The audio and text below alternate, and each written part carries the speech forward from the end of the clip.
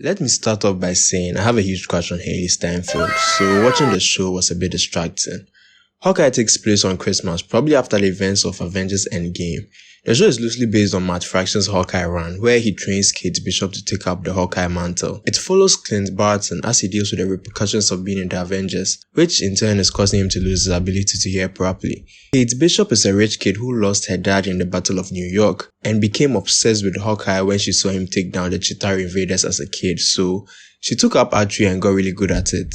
Clint Barton's whole arc in the Avengers is him trying to give up the whole hero agent's life and trying to settle down with his family, but his problems seems to catch up with him. And this time it was an unfinished business he had due to his unfortunate run as the Ronin. So Kate got a hold of the Ronin costume from a secret auction gone wrong, which she started running around in and caught the eyes of the Tracksuit Mafia, one of the enemies of Ronin. So Clint has to ditch his family on Christmas to find out what's going on, reclaim the Ronin suit, and destroy all ties connecting him to the Ronin. Seems easy enough, right?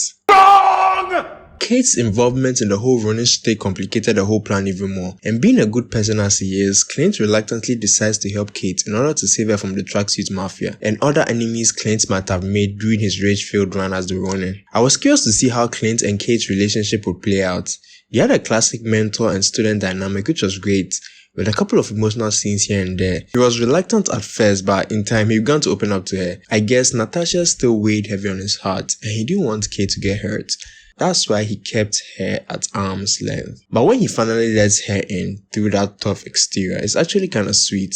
The show revolves around Kate and how she finally proved herself to take up the Hawkeye mantle. So we are mostly shown things from her point of view. But it kinda gets annoying how she ends up placing herself in danger only for Clint to come and save her. But it's Haley Steinfeld, so I allow it.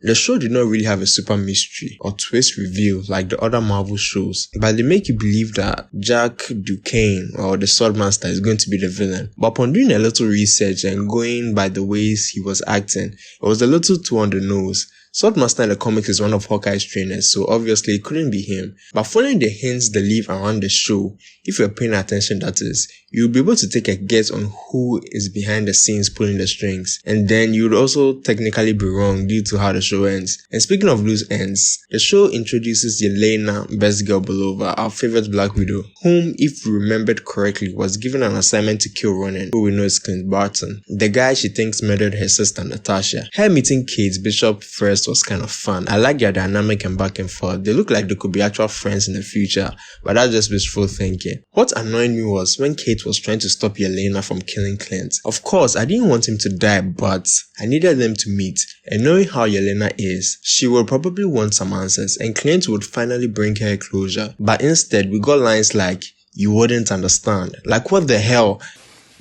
Heartache. Something like, "It should have been me, but Natasha took my place. She sacrificed herself to save the world, to save her family, to save you." Move this man! That could also work, I mean.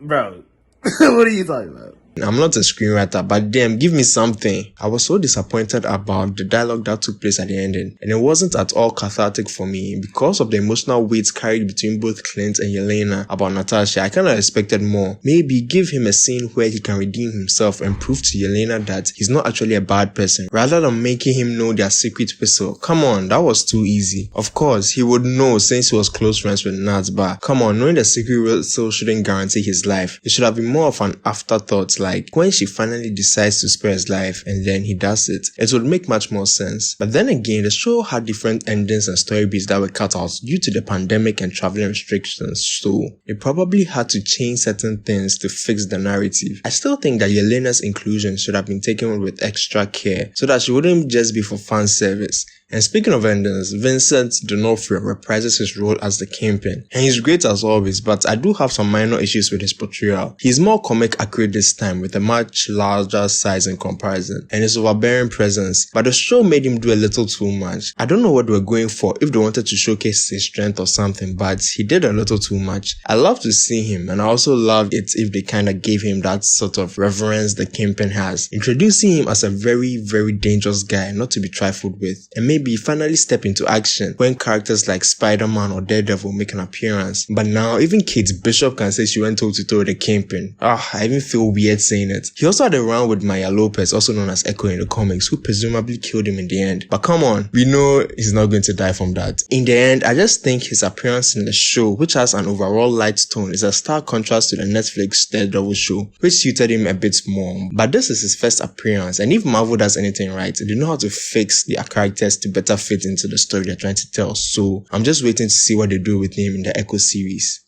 Overall, the show was okay. It's just a light add-on for Christmas, nothing too serious. It wasn't much of a game changer like WandaVision or Loki. It was more like a Falcon and the Winter Soldier tier type show, whereby it tries to conclude the story of characters that came before and set up newer and more prominent characters moving forward. It was alright, and I would recommend it even if you wanted to skip it. Heck, do it for Florence Pugh. Anyways, thank you guys for watching. And what is your favorite part of the show? Let me know down in the comments. And be sure to like this video and subscribe to my channel. And remember to turn on post notifications to be alerted whenever I post a video. Until then, happy holidays. And remember to keep moving forward.